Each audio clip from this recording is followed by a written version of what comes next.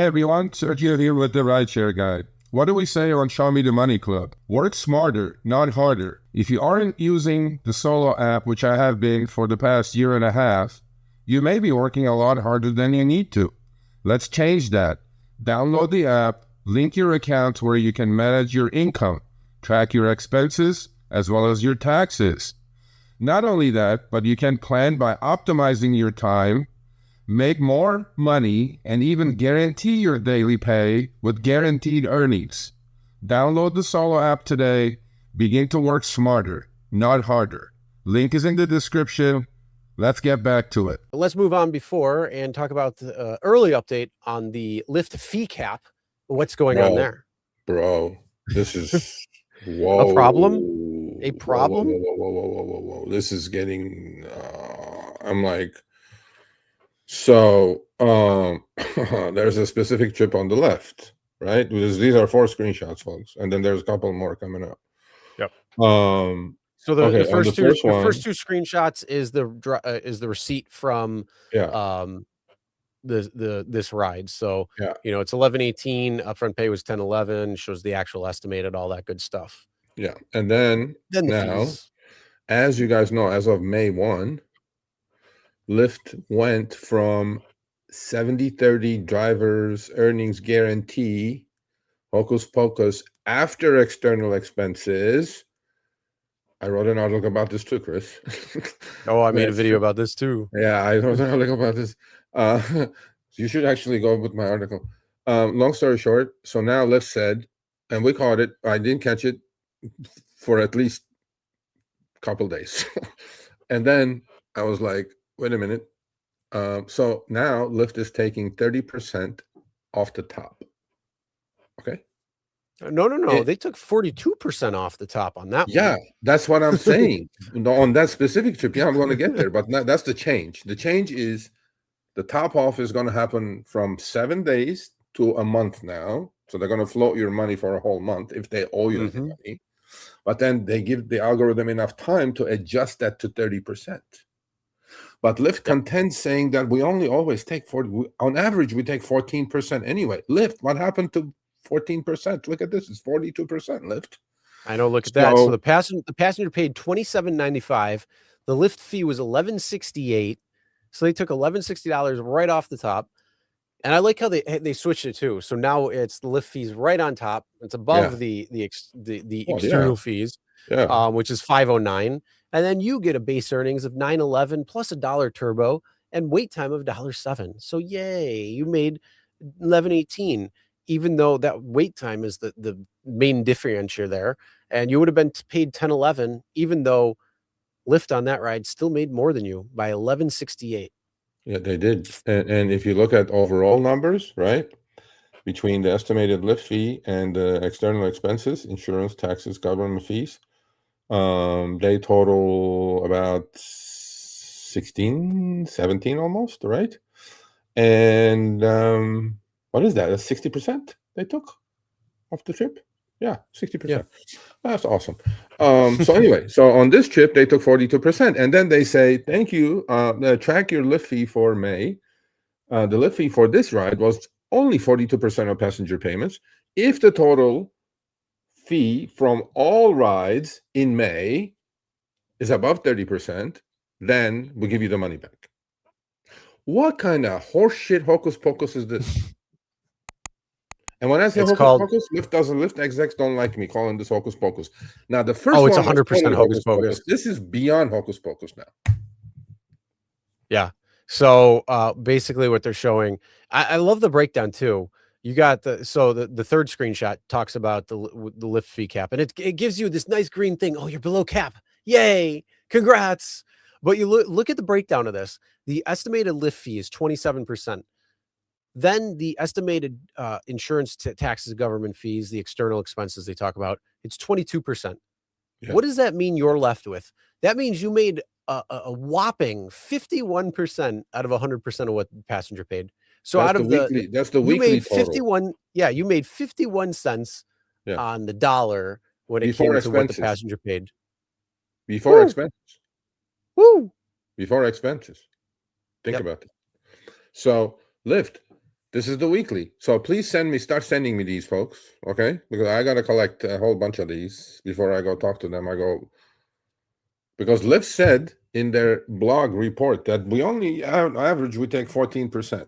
Okay, so we need some marination time on this. Let's have a month go by and let's see what's going on here, right? But early reports suggest that this is complete bullshit, utter hocus pocus shit bullshit. So the same driver on the left again. This time Lyft only took 21%. See, Chris? See the algo? How the algo is going to adjust that to exactly 30% at the end of the month? Yeah, of course. Yeah. But that's what I was saying. Like, they might charge higher on week 1, but week 2 they might offer you a bonus. So they're like, we can offer you a bonus for these rides, and then that way, if you actually get the bonus, then you might it'll drop you to well below 30%. So those 2 weeks actually probably even out to 30, and then they could do the same thing in week 3, 4. Well, we did the math last week, right? When we announced this, we took $200 trips, right? So pre 30 off the top, it was 30 after external expenses, right? Right. So if you guys can do the math yourselves, you have $100 trip. Let's say external expenses are $20. Same on both trips. All right. The pre 30% off the top was after external expenses. The driver gets 70, Lyft gets 30. So in this case, driver would get 70% of the remaining 80, which is 56, and the rest would be 30%. Now, which would be less, by the way, 30% of $80 remaining after external expenses would be $24. But now Lyft is taking 30% of the 100, which is $30. So who's making more money in this? Whose take rate's going to go up? I may just buy Lyft stock, actually, Chris. I was just thinking that it's 14 and change right now. Well, no, but this just kicked in. This quarter, they're going to kill it. If they adjust that's what I'm saying. That's what I'm saying. Like, it's 14 and change right now. That's what I'm saying. That's why I would buy it. I rather buy that. I mean, this is what's going to change stuff around for Lyft, and the fact that they pushed it to a month. And then the last but not least, another trip. This is from another driver. Okay, start sending me these, folks. I'm really interested in these numbers. I like numbers. And then it was a comfort trip. Nice trip, actually, right? No complaints as far as the pay is concerned on this one. But look at these numbers, Chris. Look at the numbers on the right. Break that down to our audience. Which one are we talking about? The one on the last one, which is the same trip. The $24.97 extra comfort that you got. Yeah. So here you go. Your upfront pay was actually $24.94. And hey, it's a 33-minute, 14-ish mile ride. 14.2 is the estimated. Yeah. And imagine you want to take that. Sure. Okay. Now look at the right. Passenger payment, $171. The passenger paid $171 to go 14 freaking miles. Yeah. That's well over $10 at that point a mile. We were talking about $10 a mile last week. Now it's broken that. What is the Lyft fee? Oh, that's right. Lyft fee is $117.72. That's a little above 30%, isn't it? They took $28 for external expenses, and out of that $171 that the passenger paid, you got a wonderful $25, $24.94. Good job. So look at the So they took 69% of the passenger payment on that. What happened to 14%? Where's 14 on that? I don't know. You know what I would do? If I was that person, I took that ride, I would not turn on my Lyft app for the rest of the month and get that fucking top off just out of spite. I'd go on Uber and just do Uber for the entire month, call it a day, and be like, no, you're going to take $117 out of my. I don't think so. I'm taking that back. That's crazy, bro. That's crazy. I'm clawing that shit back. Holy shit. That's insane. So yeah. Anyway, send me these screenshots. They started trickling in. Please send me the screenshots. I'm going to say that probably is an edge case. I'm going to say it's probably an edge case. Okay. But please prove me wrong. So send in all your screenshots that you see when it comes to these things. Prove Chris wrong about his edge case. Prove me wrong. I want to give him the benefit of the doubt here. I don't know why. I want to know why though. You got $171. May 1st. That was Friday. So it's going to have primetime pricing. So the passenger paid dynamic pricing, but you didn't get a dynamic pricing there. You didn't get shit. You didn't get no turbo. You didn't get nothing. Yeah. So yeah, that's a Friday at 10. So that is, and that looks like what, Long Island? I can't tell from here. Yeah, that's Long Island. It's a good trip for the driver. Look, it's $25, half hour. Cool, fine, no problem. But I want to see. Actually, I want to follow up with this driver to see how his month ended after this debacle of 69% they took. Yeah, that's insane.